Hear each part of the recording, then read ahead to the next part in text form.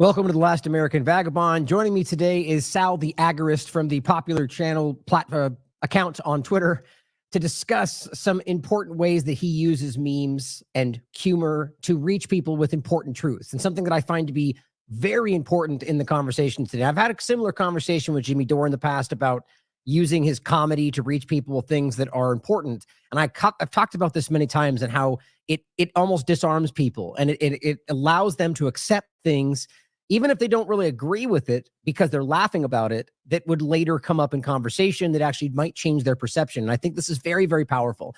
And I also want to talk to him about the idea of the two-party illusion and the way he seems to be able to see through some of the partisan manipulations out there, which I also, as you well know, find monumentally important. So Sal, it's a pleasure to have you on. How are you? Good. How are you? Thank you for having me.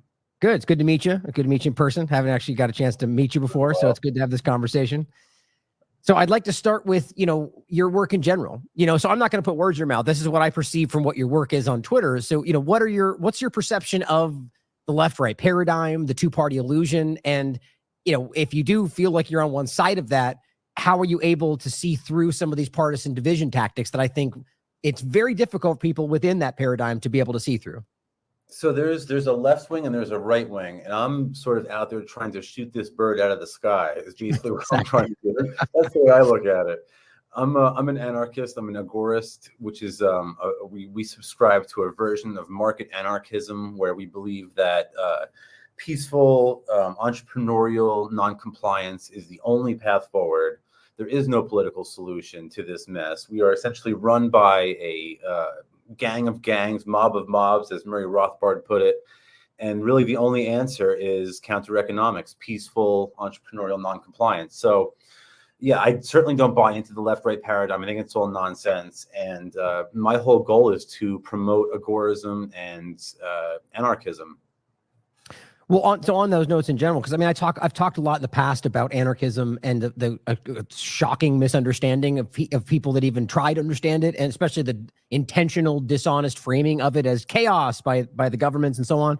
So explain what those are for people in your eyes. Agorism first, and then and anarchism, and how in which one do you gravitate more, or do you see them similar? Give me that breakdown. It's funny that you say that, because I think it was Tom Woods who said, one of the state's greatest achievements was, and I'm paraphrasing, one of the state's greatest achievements was convincing people to fear the word anarchy and love the word government. And he's absolutely right. So anarchism is basically just no government. And of course, anybody who's familiar with the movement knows it's a very fractured and splintered movement. There's 1,000 different schools of anarchism. There's anarcho this, anarcho that. As agorists, we sort of differ in a number of ways. Number one, we don't believe that there's a political solution, whereas you'll often find ANCAPs running for office or stuff like that, and things like that. You might see an agorist do, but if we do something like that, it's only to mock the system. It's never to actually, it's never a serious attempt. But generally, we believe in entrepreneurship. We look at people we look at the success that Satoshi Nakamoto has had in promoting financial freedom versus these bills to audit or end the Fed, right? They can't even get a bill passed to audit the Fed, let alone end the Fed. Meanwhile, Satoshi Nakamoto really did provide us with an alternative. And, similar examples exist. Cody Wilson did the same with a 3D printed gun. He essentially ended the gun control debate. Ross Ulbricht essentially established the world's first ever free market, truly free market in the history of mankind. So we look at the success of people like that, and we think to ourselves, maybe a free world actually is possible. And the best way to do that is to, not, vote or promote a candidate or canvass a neighborhood or man a phone bank or to donate your money to a political party, God forbid, something crazy like that. We believe that, and by the way, I do the same thing at 3D Printer Go Burr. Not to, shameless plug here, but we sell and 3D printers and 3D printing supplies to people for cryptocurrency in the hopes that this makes it a little bit easier to defeat these gun laws. So a lot of our sales are for crypto into, these gun-free zones. So the idea is to use innovation and entrepreneurship to disrupt the state. That really is the only way forward. And one last point real quick, a lot of people will say, we have to have a revolution instead, Sal. We need to get out there and go head to head with the military. We think this is a poor idea for a number of reasons. Violence really never works. Right. In terms of revolutions, the last man standing, the guy holding the sword who has beheaded the tyrant, simply becomes the next tyrant. So we don't think that works either. And, countless historical examples exist. So Right. Again, Agorism was started by Samuel Edward Konkin, who died in 2004. He wrote a couple of books on the subject. I wrote a couple of books on the subject. I know somebody that you guys are familiar with, Derek Brose, has also written on this. So, I encourage people to check all that stuff out. Right. Derek, as part of the Last American Vagabond, we've talked a lot about the agorism and his belief in that, and this is honestly where a lot of that has come, that I picked up, is come from Derek and that side of the conversation, which I find very important. I avoid, kind of like the plague, any label in general, just for obvious reasons. But I've pointed out, I think it's easy for people to place a lot of my mindset in this exact overlap, and so it's interesting though, in regard to the few things that you highlighted. Do you have any concern about how they may be, like, I don't think anybody can debate that these, whether we're talking like a Bitcoin or a Silk Road or these kind of conversations, that we could utilize these things to circumvent the power structures. But are you worried that these things were simply, as some people have highlighted, just manipulations to get ahead of that coming out of what we're trying to do? There's no doubt about that. I look at this small block debate within the cryptocurrency community, which I've been outspoken about, and there's no doubt that the feds had their hands all over this. They intentionally agitated the crypto community to keep blocks small in order to make Bitcoin less efficient and less of a threat to the Federal Reserve notes. They knew what they were doing. There's no doubt about that in my mind. So you're not wrong, but I think at the end of the day, they're fighting a losing battle. They're swimming upstream. They're swimming against the current, and it's not going to work. We have too many tools out there. Once the white paper was released, that game was over. Now we have Monero and a million different cryptocurrencies to choose from. So they can't. They can fight, but they can't fight forever. In other words, you know what I mean? Right. I actually wrote an article about that a while ago, and I'm by no means an expert or even that well versed when it comes to the deeper parts of cryptocurrency or specifically Bitcoin. But I remember reading an article from somebody who was, and the breaking down of how that was artificially being held. I'm like, well, that seems very obvious, like right in the beginning, and it made sure that it, like exactly like you described, right, that it was being artificially held up. And I mean, we can see the kind of byproducts of that, but I'm glad to see that it's broadened out. But I mean, there's a lot of very clear, not to focus too much just on cryptocurrency, but since we bring it up, a lot of very clear apprehension around how, the digital dollar and the digital currency in general conversation, which are not necessarily the same thing, but they're all digital currencies, whether they're cryptocurrency or not. I get why people are very worried about stepping into that. Where's your mindset on that? Do you think that right now using it from within to sort of like things like Monero, for example, to push back against what they're trying to do? Or do you see that as a trap itself? What do you think? You know what? I think that they're going to come out with CBDCs and they're going to prosecute everybody in the cryptocurrency community that they can get their hands on. They're going to impose more stringent KYC requirements, and they're going to shut down exchanges. But at the end of the day, the Agorists, again, it's only us. It's only the Agorists. We're going to be there providing that entrepreneurial black market solution. Look what we've done with these local peer-to-peer exchanges. They just shut down local Monero. They took it off the App Store or something like that because they know it's a threat. It's unstoppable. We have decentralized exchanges out there that are just, these are run in a voluntary fashion. They can't shut all of them down. They can do what they can't. They can't stop people from having VPN. So at the end of the day, if you really are determined to have your financial freedom, it's becoming increasingly difficult because they know that their monopoly on the issuance of currency is in jeopardy.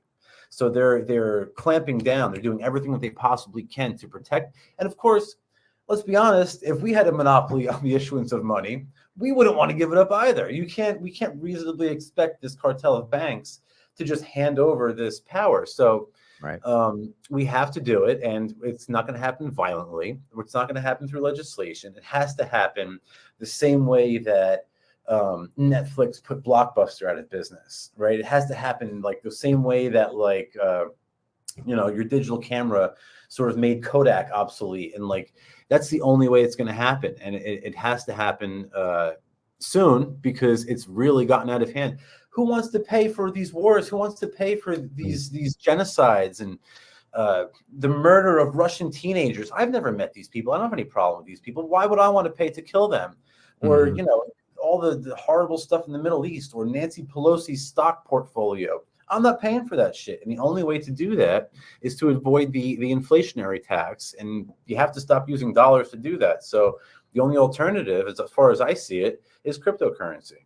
And I wholeheartedly agree. And I've been saying this for a long time. And I think it's an obvious choice. And we have to just be not all created equal. We have to be very skeptical about what we lean into, right? But like, taking your example about the Kodak, you know, I don't think things like that happen naturally anymore. I think that, like, you're to the point with Bitcoin exactly. It's artificial from like business. Let's just put it like this: in a fascistic kind of concept, we've seen the blending of corporate entities with the government. So they're now completely, or the public-private partnership going global. You know, like with World Economic Forum. There's 1,000 ways they can stifle the things they don't want and rise up, even using social media as it is today, anything they want to produce or support. And so how do we get past that? Do you have any thoughts on that? Because if you're talking about just the people leaning into it, then you talk about the idea of creating barriers. Well, you can't use a VPN because we're going to make it a face scan to use the internet, right? I mean, this is where they're going, and they're telling you that. So where do you see the way to get around that kind of stuff? I think that this is a battle that's been waged historically between the state and the market. And I think historically, we always win. You know, we were talking the other day, I was talking with a friend of mine about how they're going to make this sort of, they're going to be able to use quantum technology to sort of break down the cryptography behind the blockchain. Like it's the quantum, I forget what the exact word he was using, but they should be able to finally break the cryptography. And then we started thinking about it. I said, well, you know what? We're going to have quantum resistant blockchains, right? So like, you know, we're always going to be one step ahead of them, and they're going to make efforts to sort of step in front of us and block our paths, and we'll find ways around that. And it's just this constant game. But the idea is if you're constantly being non-compliant, civilly disobedient, like in the sort of Thoreau sort of sense of the word, you just refuse to just peacefully non-comply with the nonsense, there's always a way around it if you find it. It might not be easy, it might not be always safe, and there will be different levels of risk involved. I mean, it's up to the individual to determine their own personal risk tolerance. But for someone who is passionately opposed, morally opposed to participating in this fraudulent slave system, then there is a way out. There is a way out. That's the whole point. As long as there is a means, then if you're determined enough, you can make it happen. And that we have to give thanks for. And we owe so much to the people who have sacrificed so much, like Cody Wilson, who's been prosecuted unjustly by the state, like Satoshi Nakamoto, who God only knows what happened to him or her or them, or Julian Assange, or Ross Ulbricht, and all these people who have sacrificed so much, who have provided us with a viable alternative. Finally, we just owe so much to them. I agree completely, and I think that's the central reason that these things work. They're sort of like an egalitarian kind of, just here it is. No, you don't need to give me anything. Like, their benefit comes from me trying to change the world, And I hope that continues. I feel like we're in a time where that's been squeezed out. People at least trying to pressure as a society, that's not the direction we should take, And so that's what I worry about, is for that stuff to work going forward. Like you made an excellent point there, and I make this about deep fakes. The argument for the government is there's just no way they catch up, because by the time they figure out ways to prove it, the people that are doing it are so far ahead that, and it's this cycle where, by the way, I'm surprised that hasn't become a more prominent conversation. I think it will, probably this election. But the idea of what you just talked about is that the quantum computing is that, they're trying to do that, which is, I think we all saw coming. Like, eventually they're going to find ways to be able to not, see through the anonymization and so on. But would it end up being, like, the point I guess I'm making is the people that are able to create the blockchain resistant or quantum computing resistant blockchain, they would have to make sure that became usable immediately to all the average people, or it would become another back and forth step that would take years, my point is that if we allow that opening for the average people, I don't think it's like it was before. I think we're going to fall into some kind of technocratic panopticon, and there's not going to be any way out of that. I think that's kind of the whole design. So Do you know anybody working on this? And I didn't want to focus on this whole time, but I'm so fascinated by this. Is there anybody working on this stuff that you know about? And is that the way that they see it? That it's going to be like posted online somewhere that everybody can use and they understand it? Or is it going to be monetized, you know? There are a number of developers working on it. I think I've heard Charles Hoskinson from Cardano and IOHK talk about this a number of times. I don't know if it's an active project that they have going or not, but you know, part of the problem is that the state is now prosecuting these people. Right. Just last week, the developer at Tornado Cash was given like a 5-year sentence, I believe, by a Dutch court in the Netherlands for simply. He was convicted of money laundering. All he did was write a protocol. He had no ability to prevent people from using it in a way that they deemed illegal, yet he was convicted for money laundering. The money launderers convict him of money laundering. That's fantastic. Yeah, I know, right? Exactly. Which is, it cracks you up because they say, well, you know, this is used for illicit purposes. No currency has been used for illicit purposes more than the U.S. dollar. Exactly. Or any of their fiat currencies, frankly. But it's just absolutely absurd, and it just goes to show you, you know, they're so scared of cryptocurrency and the cryptocurrency community. By the way, Richard Hart, Roger Ver, the Crypto Six from New Hampshire, Ian Freeman, and those guys. There's a reason. Ross Ulbricht. There's a reason why they're coming after these people. It's because they know they're not coming after people from the Libertarian Party. Right? They're not coming after, you know, people, you know, inside Congress, these small government Republicans. They're coming after agorists. They're focusing on the cryptocurrency community and Julian Assange and the 3D printed community, 3D printed gun community. That's who these laws are targeting, right? So, like, you know, if you want to know who the most efficient members on your front line are, look to see where the enemy is focusing their fire. Right, they're focusing on the agorist because that's where the true threat is. Exactly. So let's talk about that in regard to agorism and anarchism and these different concepts. So I've tried many times, in fact, having like long form conversations about like how we would realistically roll that kind of thing in. Like, I mean, I'm sure you've talked about this and how near impossible it would be with the way society sees the world, the way that they understand, they think they do about the flows of the dynamics of government and how it would work in regard to your rights. Like if they, like James Corbett and I've had the conversation, you know, where they suddenly remove the government, who's going to build the roads? Like that old joke, you know, and it's like, well, we do, the same people that do now, you know, and it's a lack of understanding about what the government really is. So do you have a mindset? Like, I know this is a huge conversation, but if you've got a perspective on how you would ultimately roll that out to a population that's been so drenched in the idea of statism for their entire lives, something, whether we're talking agorism or anarchism or some variation therein, how is that possible? Do you see it being possible? A future without government control?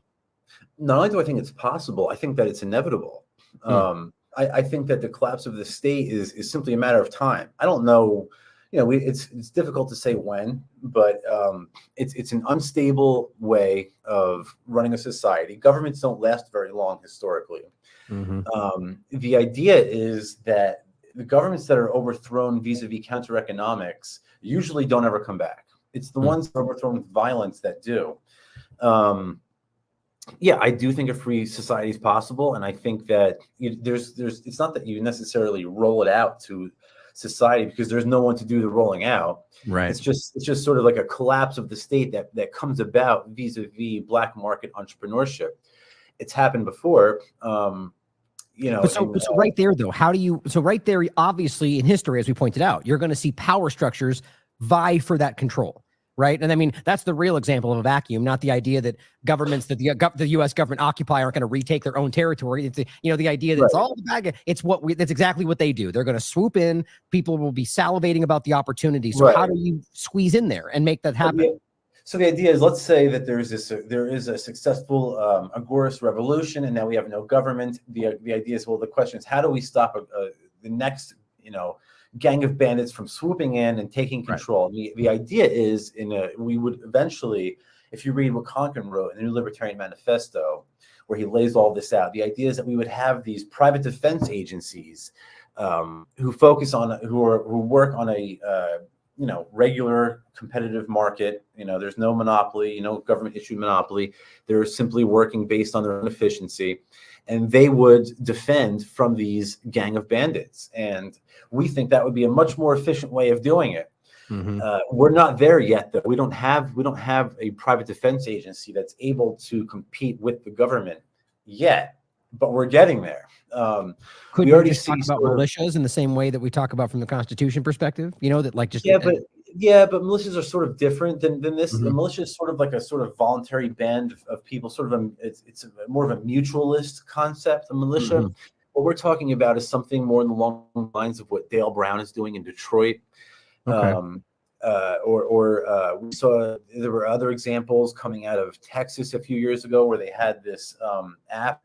I can't think of the name off the top of my head, but it was like if you were in trouble, you would go on the app and send out an alert, and your community would get a notification, and they would swoop in to like see what's up and if you were okay.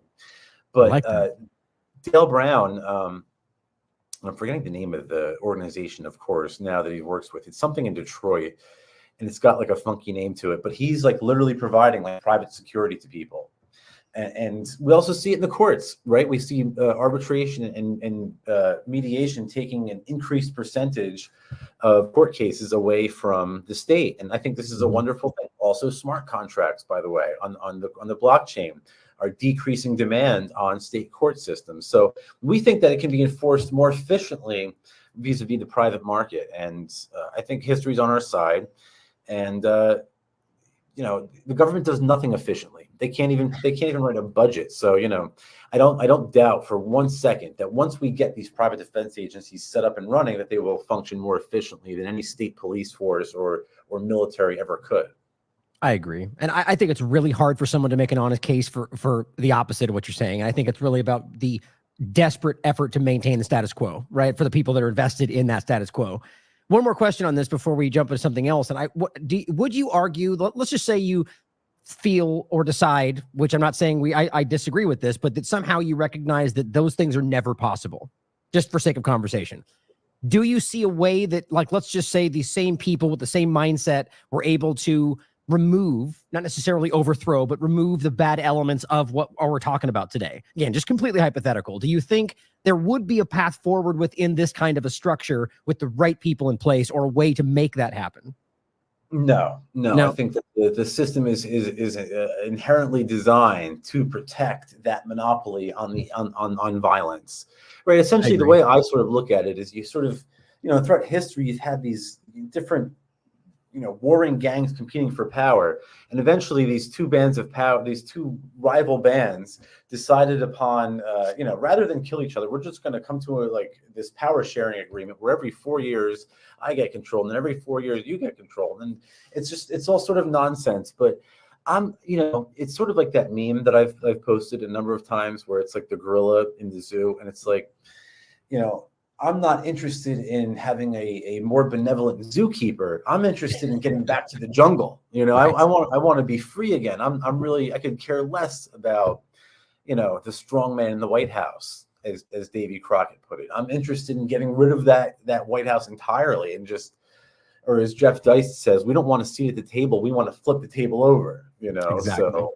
that's the way I see it.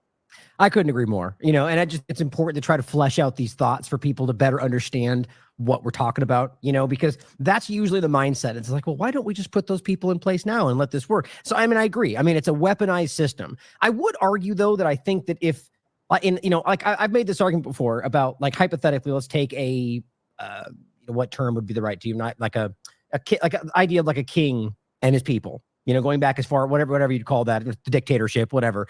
And so the point would be, hypothetically, if you had a king with absolute power, or queen, that actually cared, for whatever reason, was the most benevolent, altruistic person alive, and genuinely did everything he could to make sure everyone in his kingdom was absolutely happy. Realistically, that'd be the best case scenario, not for freedom, but the idea of a society functioning because the guy really does absolute power. Now, I'm not advocating for any, because the point would be the next person's probably not going to be as benevolent, right?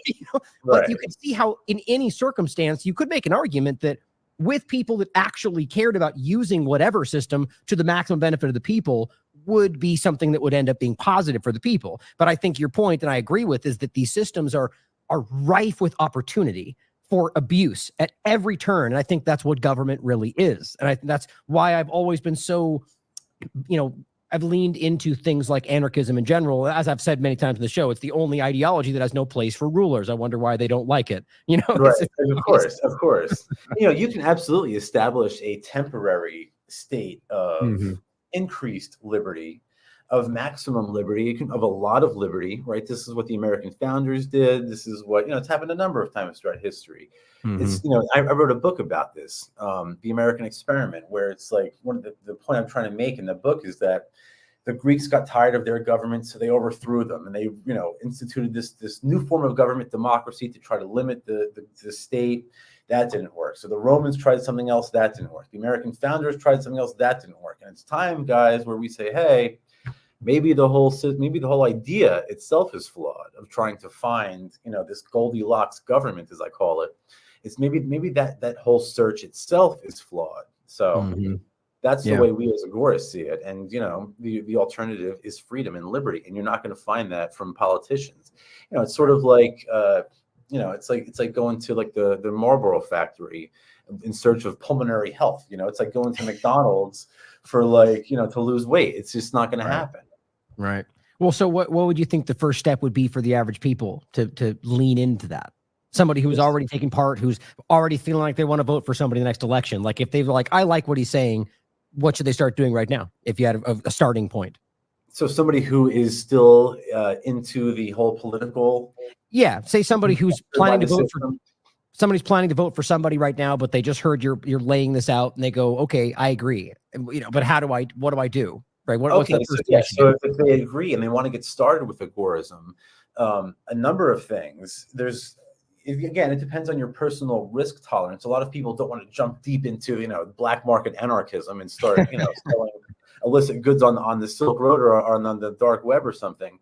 A great way to get started that I tell people is just grow your own food. Just start growing your own food and learn how to can and stuff like that. And I think that in and of itself is a wonderful way to do it.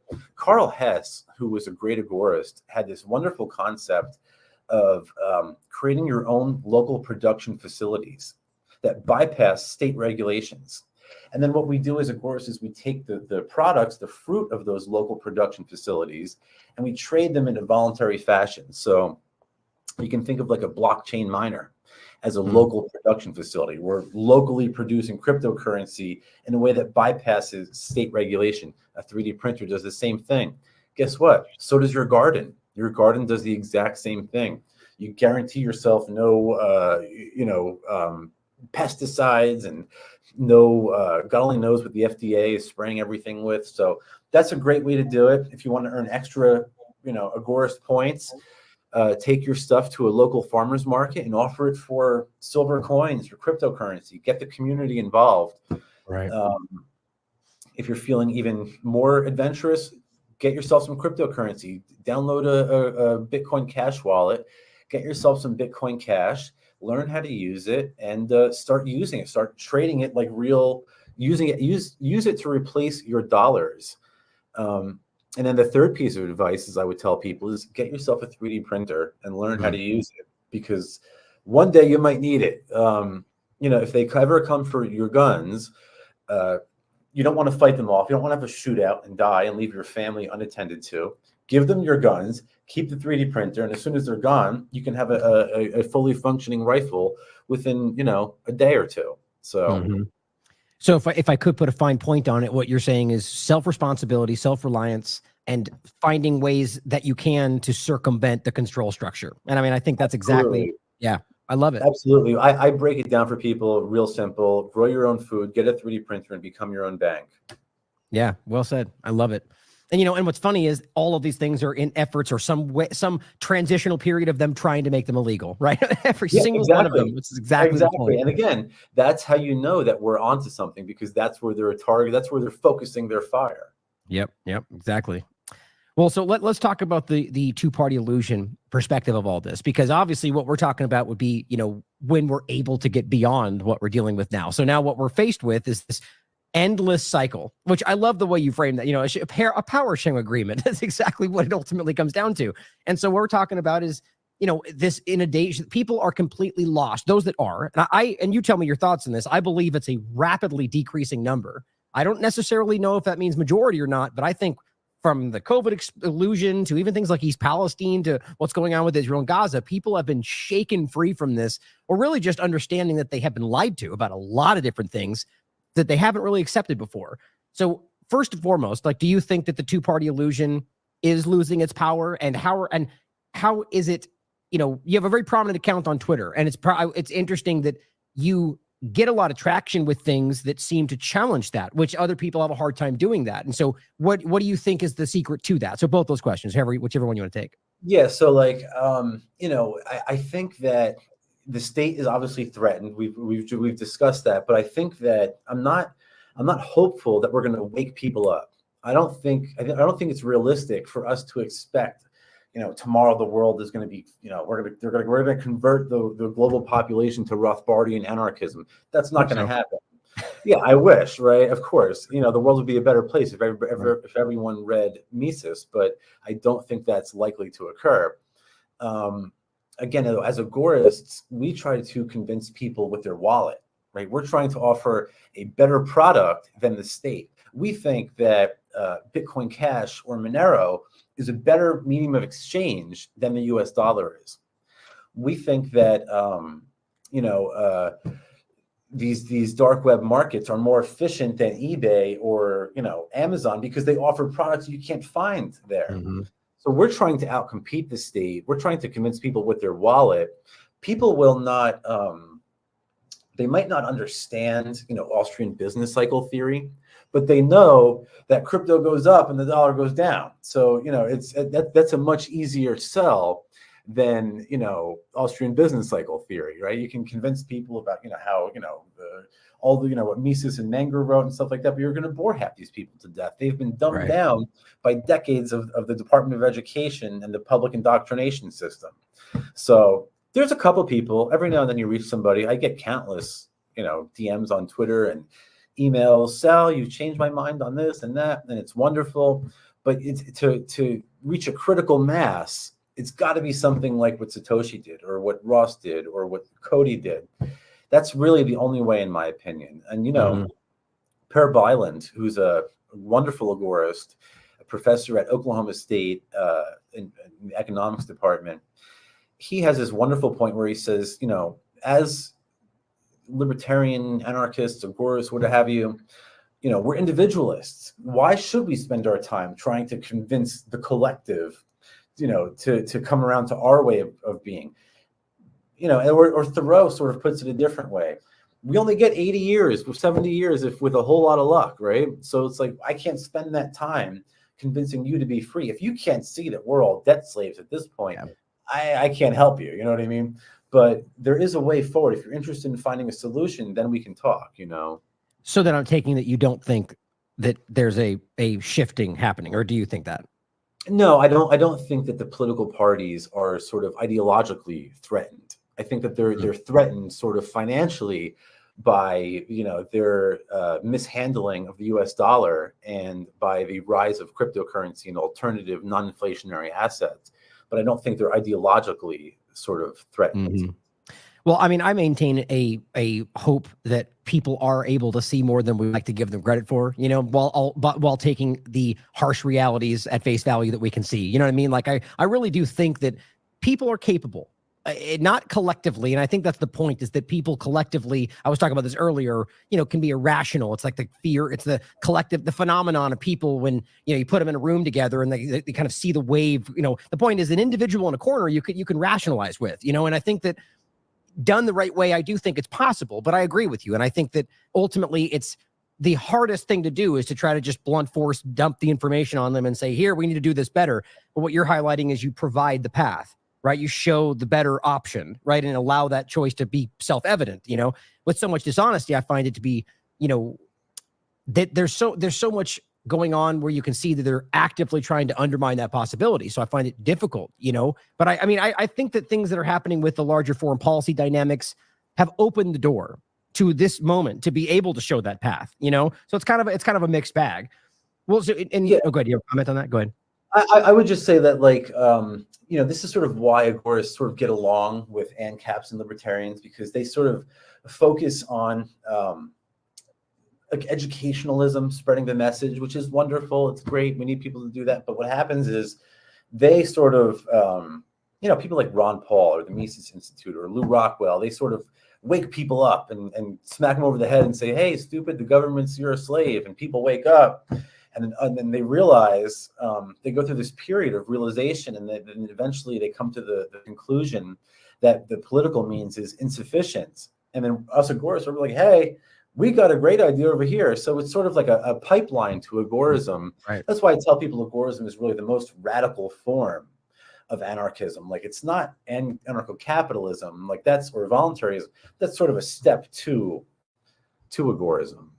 Yeah, it makes sense. I mean, I think this is an important thing for people to truly take the time to understand and not just listen to somebody screeching about how anarchy means chaos and there's no control, which is like the exact opposite. It's the opposite of that. Exactly. And frankly, in a truly free society would probably be more highly regulated than what we have today, because there would be more efficient enforcement mechanisms in place. You would be less inclined to violate your insurance policy than you would, the cop's not watching, there's nobody on the street, you can get away with it. But if you violate your insurance policy, you might have to pay more next time you use my road. So I think people would be more inclined to behave.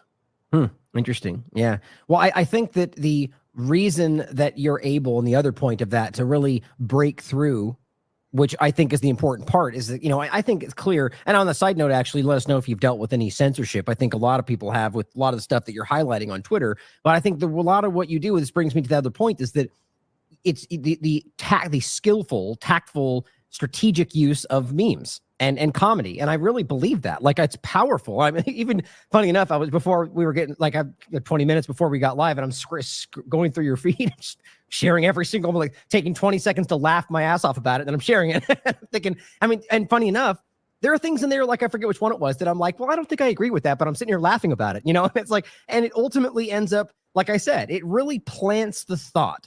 Even if you ultimately don't agree with that, in an unguarded, disarmed way, you've processed it, which is what we talked about, whether it was COVID illusion or anything else, where the wall goes up.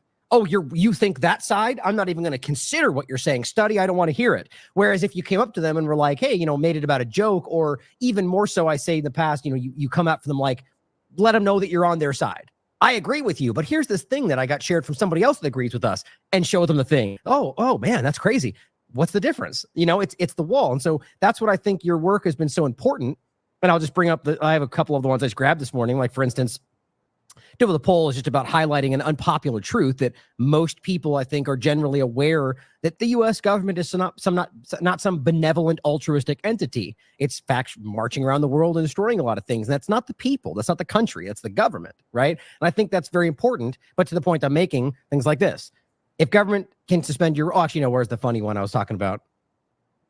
Well, I mean, I guess I didn't get the best examples of the funny ones, but in case I thought these ones had the best message. But the memes, nonetheless, are funny. They're characters you're comfortable with. For those in the podcast, the ones I showed, it says, if government can suspend your rights anytime there's a crisis, you don't have rights, you have permissions.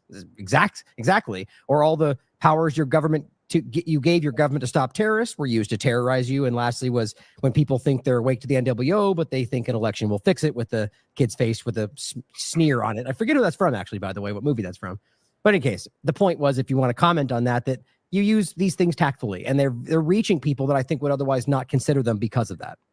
So there really is a meme war. There really is an actual meme war. And the military has written papers on the art of mimetic warfare. They've spent millions of dollars to analyze this.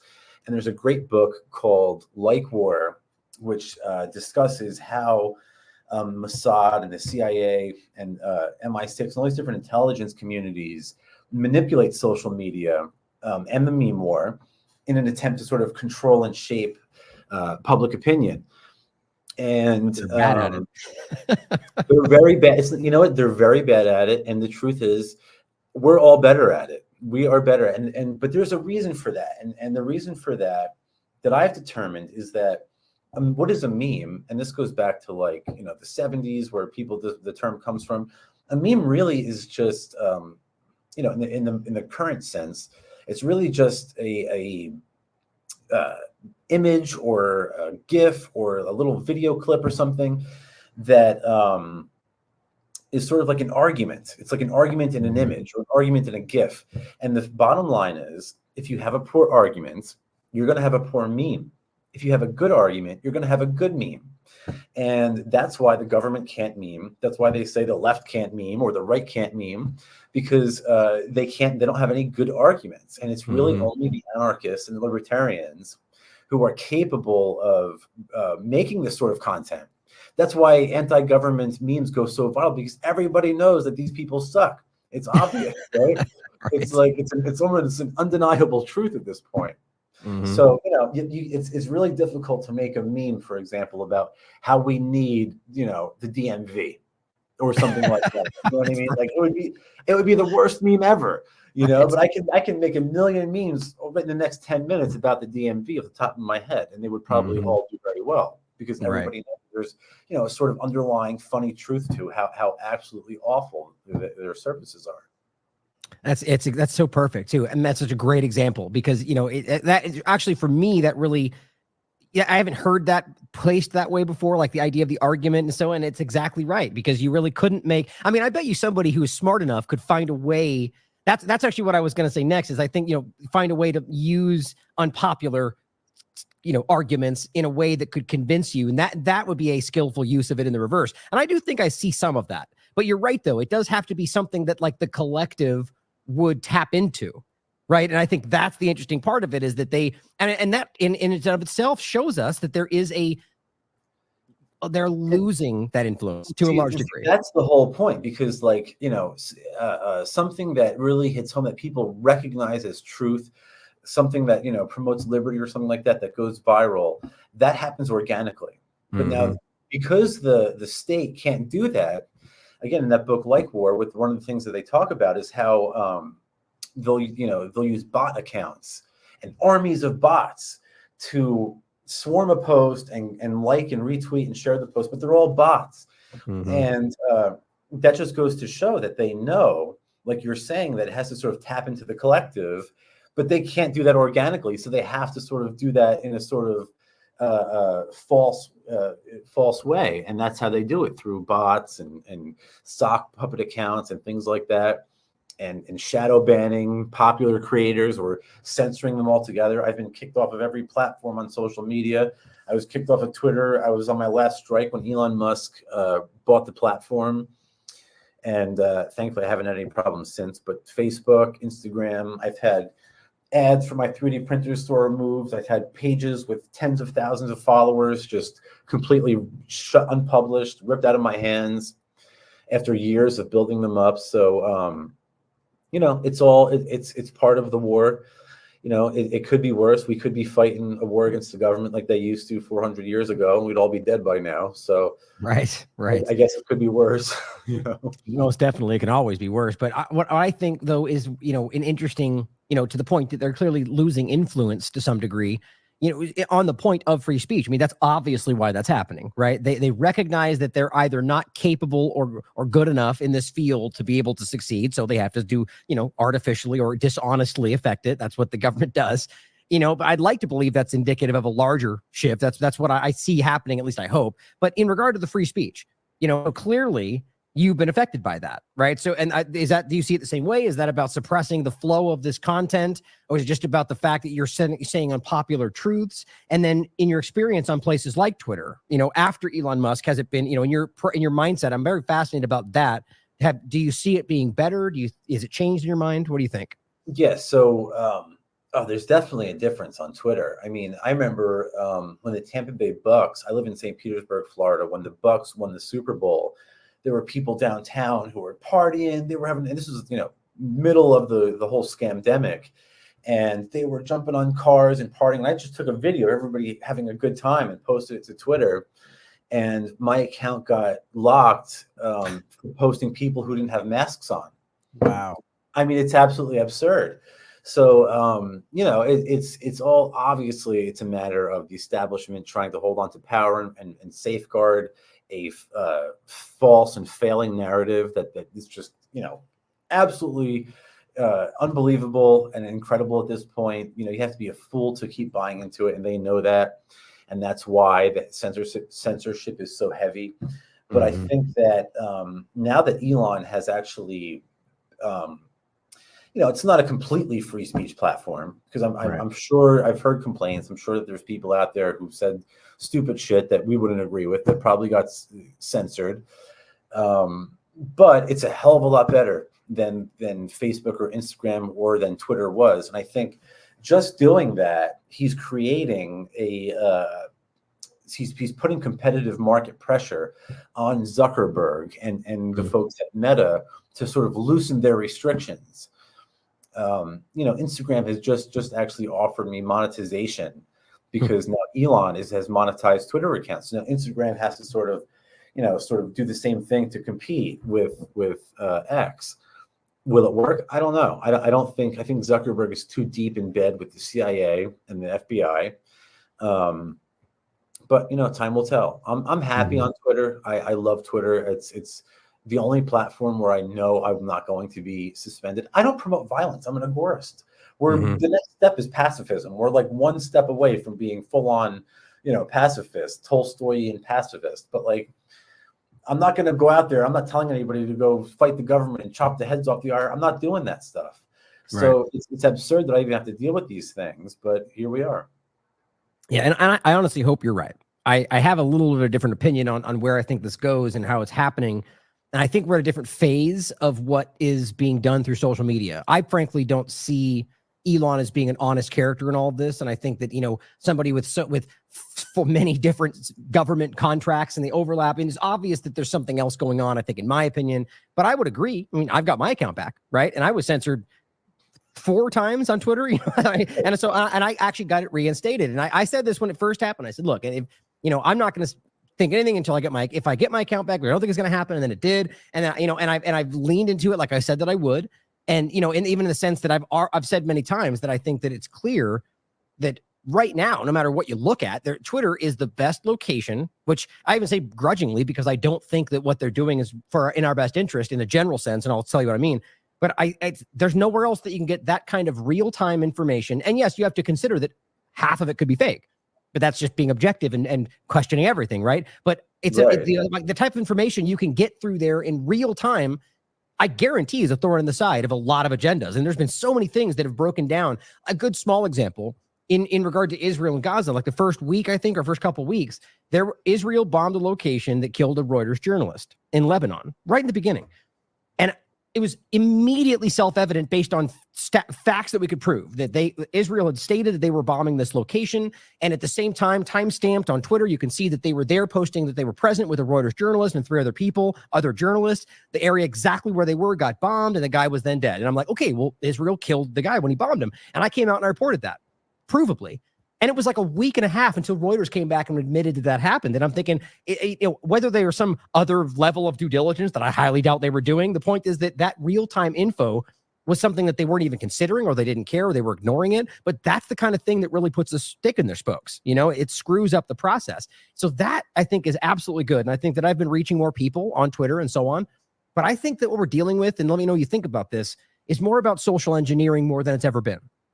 I think we're in this very alarming setting right now where, and by the way, in my experience and what I've seen, there's been a lot of people that have been censored so far.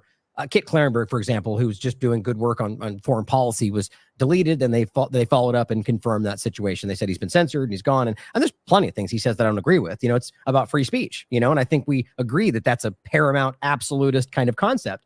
And so it's just interesting to see. But again, just like I said with Trump, who I also don't support or agree with, I hope everyone's right about him. We should, right? We should hope that the people who see him as a good person are right, because why wouldn't we? And I hope the same here, but I'm very worried about the way that they can use this, especially with mostly, I think, Republicans at this point, believing that this is on their side. And then until something turns, or something like Yacarino, is part of this, and how that could easily go another direction if Elon steps aside, or even the same point made before about what happens to the next person who's in control. And what are your thoughts on all of that? Do you think that there's any worry that it may just be surreptitious and allowing a little bit more reach to some while cementing something different? So I think it's possible that Elon Musk is not a libertarian, but still does good in the world. And I think that Walter Block has this great book called Space Capitalism, where he essentially says, yeah, look, Elon's taken all these subsidies, you know, at SpaceX from the government. So we can't call him a libertarian, but clearly he is, you know, sort of in a very agorist sense, he's sort of made NASA obsolete. I mean, NASA doesn't fly anymore, right? It's only SpaceX. We sort of privatized space travel. Now, of course, you know, he's taken a bunch of subsidies. We can make the argument exactly how privatized it is. Right. It's undeniable that it's better than it was under NASA, right? We don't have the Challenger exploding and the other one exploding and killing people left and right. And, you know, they can't get to the space station. We're having to hitch rides with the Russians and all this stuff. So at least, like, yeah, he's not a Rothbardian. He's probably not even a libertarian compared to us, or even like a free thinker in the sense that we would use it. But it's certainly better than what it was. And I think that's true in terms of space travel, in terms of social media. There's a lot of shit he does that I don't like. I've seen people censored for, like, again, like you said, a lot of foreign policy stuff. I think that at the end of the day, he is a businessman. He kind of does sort of bow to financial pressure, which I understand. He's got to, like, sort of, you know, keep the doors open, which it makes sense. Is it how I would run Twitter or SpaceX? Probably not. You know what I mean? I wouldn't be doing government contracts or anything like that. I wouldn't even let politicians on the platform. Right. I wouldn't even let political speech on the platform. That is an interesting point. I wouldn't want them to spread violence using my platform. So, you know, I don't think he's perfect, but I do commend him on this small steps. Did I lose you? Again, like you said, I hope he does well. I lost you there for a second. You said I do commend him on, and then you got cut off for a second. Yeah, no, I do commend him on what, you know, progress he has made so far.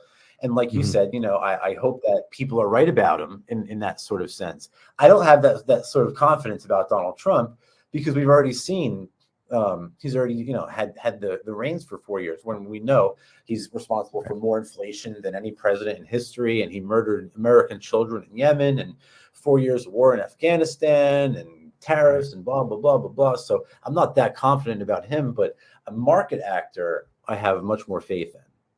Yeah, well, you made an interesting point there about politicians, and it's an interesting concept that we even allow.